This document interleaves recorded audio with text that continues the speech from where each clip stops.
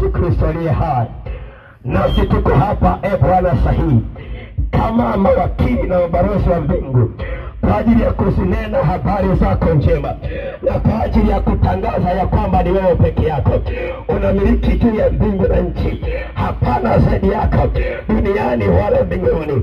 Unatawala peke yako, na sisi tuko sahihi kukutangaza wewe. Ninaomba Bwana ujitalie tukufu kwa dakika ambazo ziko mbele yetu, dakika kidogo kusikia maneno ya Mungu. Ninaomba Bwana kwa uwezo wa Roho wako achilia tena nguvu kwenye neno lako.